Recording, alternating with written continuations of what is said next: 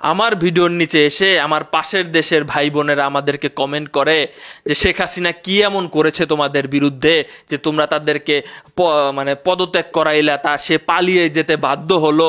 আজকে আমি তাদেরকে বলবো 20টা পয়েন্ট শেখ হাসিনা কি করেছে। আপনারা এই 20টা পয়েন্ট শোনার পরে যদি মনে করেন যে হ্যাঁ সে খুব ভালো মানুষ ছিল, তাহলে যান, আমি কানে ধরবো। জাস্ট একটা কথা বললাম, ভিডিওটা আজকে শেয়ার করবেন, আমি তাদের কান অবধি পৌঁছে দিতে চাই। আমি নিজের 20টা অধিকার আমি দেখেছি দেশে ক্ষুণ্ণ হয়েছে। আমরা বলতেছি দর্শক শ্রোতা, প্রথম অধিকার মানুষের ভোটের অধিকার সে ছিনিয়ে নিয়েছে। বুঝেন, 15টা বছর মানুষ ভোট দিতে পারে নাই। কেন ভোট দিতে পারে না আস্তে আস্তে বুঝতে যাবেন। মানুষজন ভোট কেন্দ্রে গিয়ে ভোট দিতে পারে নাই, তার লোকেরা শুধুমাত্র ভোট দিতে পেরেছে। মানে দিনের ভোট রাতে হয়ে গেছে, সকল প্রশাসন সকল কিছু তার কেনা ছিল। বুঝতে পারতেছেন, 15 বছর মানুষজন ভোটের অধিকার সে নষ্ট করেছে। দ্বিতীয় কথা হচ্ছে মুখ দিয়ে কথা বলতে দেয় নাই। আমরা যে কোনো কথা মুখ দিয়ে বলতে পারিনি, এমনকি তার নাম পর্যন্ত উচ্চারণ করতে পারি নাই। সে এতটা মানে ছিল যে আপনি তার সম্পর্কে কিছু বলবেন, ফেসবুকে পোস্ট দিবেন, আপনি সাথে সাথে গ্রেপ্তার হবেন। আপনি কি সরকারের সমালোচনা করতে পারেন না? আপনি বলবেন, আপনি সাথে সাথে গ্রেপ্তার হয়ে যাবেন। আমাদের মুখের কথা বলার স্বাধীনতা কেড়ে নেওয়া হয়েছে। সবসময় আতঙ্কে থাকতাম যে কি বলবো, কি আমার গ্রেপ্তার করে নিয়ে যাবে, আমার পরিবারের কি হবে।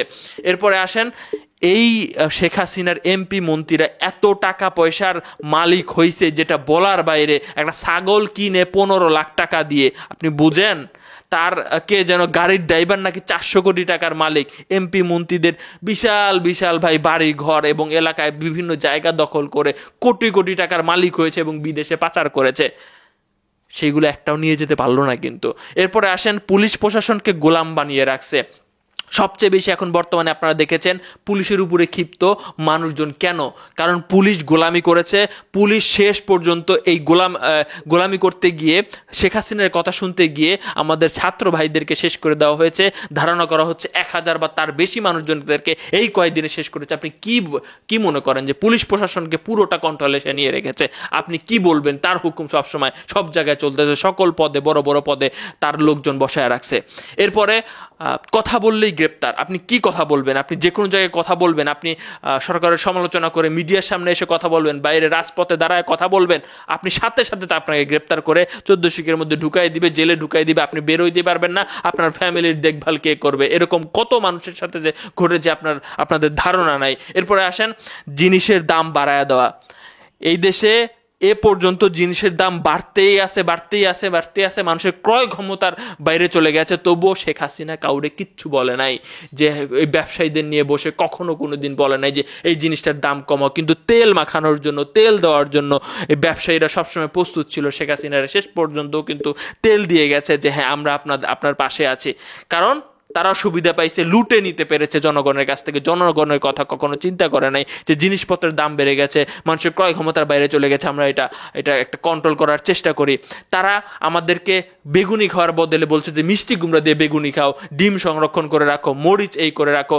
কখনো কোন জিনিসের দাম বেড়ে গেলে জনগণের কথার গুরুত্ব দিয়ে কোনো জিনিস তারা কিন্তু ঠিক করে নাই। তারা সবসময় নিজেদের কথা মতো চলছে, নিজেরা আলিশার বিন্দাস ভাবে ছিল। জনগণের কথা তাদের ভাবার টাইম নেই।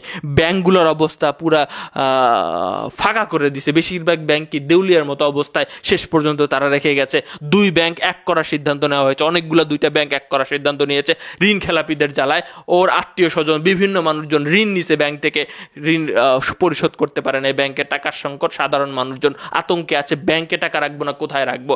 এরপরে আসেন, প্রশ্নপত্র ফাঁসের কথা যদি বলেন, ছেলেমেয়েরা চাকরি পাচ্ছে না কারণ প্রশ্নপত্র অনেকেই অনেক টাকা পয়সা দিয়ে কিনে নিচ্ছে। আপনারা দেখেছেন কয়েকদিন আগে এরকম ঘটনা সম্পর্কে বিস্তারিত বলা হয়েছে। এরপরে তদবিরে চাকরি, মামা খালুতে চাকরি, যার ওদের লোক আছে তাদের লোকদের সবসময় চাকরি হচ্ছে, মেধাবীদের আর চাকরি হওয়ার অবস্থা নাই। তো এরপরে আসেন টিভি মিডিয়ার কথা যদি বলেন, বাংলাদেশের একটা টিভি মিডিয়া শুধুমাত্র এই ঘটনার পুরো সত্য নিউজ প্রকাশ করেছে। আপনারা জানেন বাংলাদেশে এতগুলো টেলিভিশন চ্যানেল, একটা টেলিভিশন চ্যানেল যা সত্য প্রকাশ করেছে, বাকি সবগুলো চামচামি করেছে, গোলামি করেছে। বুঝতে পারতেছেন স্বাধীনতা কোথায় চলে গেছে? গোলামি করতে হয়েছে। তাই সেসব টেলিভিশন চ্যানেলে ভাঙচুর হয়েছে, এমনি হয়েছে, মানুষের ক্ষোভ প্রকাশ হয়েছে সেখানে। বাংলাদেশি সরকারি টেলিভিশন চ্যানেল দেশে কত কিছু ঘটে যাচ্ছে কিচ্ছু প্রকাশ করে না। লেবুর চাষ দেখানো হয় যাতে মানুষজন, গ্রাম পর্যায়ে মানুষজন যেখানে ডিশ পর্যন্ত পৌঁছায় নাই, মানে তারা যাতে বুঝতেই না পারে। মোবাইল ইন্টারনেট যখন তখন বন্ধ করে দেয়। কি বলেন আপনি? তাদের ইচ্ছা মতো সবকিছু চলেছে। এরপরে আসেন বিরোধী দলকে, কখনো তারা কথা বলতে দেয় নাই। বিরোধী দল যে কোনো বিষয় নিয়ে সমালোচনা করবে, জেলে ভরো। তারা রাতে ঘুমাইতে পর্যন্ত পারে না। আমরা এমন সংবাদও শুনেছি তাদের বাড়িঘরের অবস্থা তো অন্যরকম অবস্থা। বিরোধী দলের মানুষজনদেরকে, বেশিরভাগ মানুষজনদেরকে জেলের ভিতরে ঢুকিয়ে রাখা হয়েছে, এখন অনেকেই ছাড়া পাচ্ছে। এরপরে আসেন ওয়াজের ময়দানে, ওকে নিয়ে কেউ কথা বলতে পারতো না, দূর থেকে ফোন আসতো। এতটাই চামচাগিরি চারদিকে ছড়িয়ে পড়েছিল যে সমাজের সঠিক কথা আমাদের মাওলানারা বলতে পারতো না। তার সম্পর্কে কথা বললেই তাকে গ্রেপ্তার করা হতো, গ্রেপ্তার করা হয়েছে, দীর্ঘদিন জেলে রেখেছে। বাংলাদেশের আমরা কয়েকদিন যাবত আলেম শূন্য ছিল প্রায় বলতে পারি, যে উল্লেখযোগ্য আলেমরা সবাই সব জেল হাজতের ভিতরে প্রবেশ করে রেখেছে, ওয়াজের মাঠে ওয়াজ করতে দেয় নাই ভাই। এরপরে আসেন চিকিৎসা খাতের বেহাল দশা করে ফেলেছে। চিকিৎসা খাতে আপনি, ওরা এই দেশে চিকিৎসা নেয় না, ওরা সব বাইরের দেশে চিকিৎসা নেয়। আর আমাদের সরকারি হাসপাতালের অবস্থা যা দেখলে আপনি বুঝবেন যে ও কি অবস্থা করে রেখেছে, এখানে চিকিৎসা নেওয়ার অবস্থা কি করে রেখেছে, এখানেও কত কি বেহাল দশা করে রেখেছে। ভুল চিকিৎসারও আপনার ন্যায় বিচার পাওয়া যায় না, কারণ বড় বড় রাঘব বোয়ালের সাথে তাদের কানেকশন। এরপর হচ্ছে ছাত্রদের মধ্যে রাজনীতি ঢুকাই দিছে, যে ছাত্রদের মধ্যে ছাত্রলীগ ঢুকাই দিছে, যে ছাত্ররা কখনো প্রোটেস্ট করলে তাদেরকে প্রোটেক্ট করবে আরেক দল, তার ছাত্রলীগ। প্রতিটা শিক্ষা প্রতিষ্ঠানে তারা রাজনীতি ঢুকাই দিছে, তাদের বাচ্চাদের মধ্যে এই প্রজাতির রাজনীতি ঢুকাই দিছে, যাতে কেউ ওখান থেকে কথা না বলতে পারে। বুঝেন আপনি যে কত কষ্ট করে এই স্বাধীনতা আবার নতুন করে নিয়ে আসা হয়েছে। এরপরে প্রতি জায়গায় জায়গায় চাঁদাবাজি, রাস্তা থেকে শুরু করে বিভিন্ন জায়গায় চাঁদাবাজির ঠিক নেই, গাড়ি আসতে পারে না, চাঁদা দাও, রাস্তার ফুটপাতে পর্যন্ত বিক্রি করে দিচ্ছে, মনে হয় এই সেখান থেকে চাঁদা পর্যন্ত তুলতেছে। এরপরে হচ্ছে তার সবচেয়ে বড় সমস্যা হয়েছিল, সে একরোখা এবং জেদি ছিল। এই জেদের কারণে এখানে আপনারা দেখেছেন যে এতগুলা মানুষকে আমরা হারাইছি, এবং বিদেশি যারা রয়েছে তার প্রবাসী ভাইদেরকে সম্মান দেওয়া হয় নাই। দেশে যখন আসছে তখন দেখা গেল এয়ারপোর্ট থেকে তার জিনিসপত্র চুরি হয়ে গেছে, এই ব্যাপারে সবসময় উদাসীন। অথচ তাদের রেমিডেন্স বা বাংলাদেশের রেমিডেন্সের দিয়ে কিন্তু বাইরের দেশে আমাদের জিনিস কিনতে হয়, দেশের চাকা সচল থাকে, তাদেরকে সম্মান দেওয়া হয় নাই। বিদেশি ঋণ আমাদের ঘাড়ে চাপায়া দিয়ে গেছে।